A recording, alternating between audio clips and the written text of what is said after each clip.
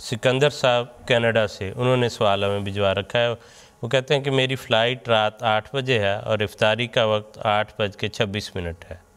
تو سوال یہ ہے کہ کیا میں اس دن میں روزہ رکھ سکتا ہوں؟ 8 بجے افطاری کا وقت فلائٹ ہے اور افطاری کا وقت جو ہے وہ 8:26 پہ ہے۔ بات یہ ہے کہ یہ ایسے اس قسم کے سوالوں کے متعلق اگر وہ قرآن کریم کا ایسا حکم جو ہے کہ لا تسألوا عن اشیاء ان تبد لکم تسؤکم، کہ ایسے سوالوں کے متعلق پوچھنا جس سے پھر مشکل ہو، جہاں تک تقوی کی بات ہے تو سیدنا حضرت اقدس مسیح موعود علیہ السلام نے تو بعض ایسے احباب جو سفر کر کے قادیان میں عصر کے وقت پہنچے تو حضور نے ان کا بھی روزہ کھلوا دیا،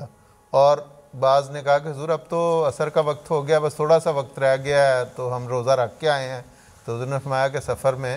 روزہ منع ہے۔ تو اس حضرت مسیح موعود علیہ السلام کے اس حوالے سے اگر ہم بات کریں گے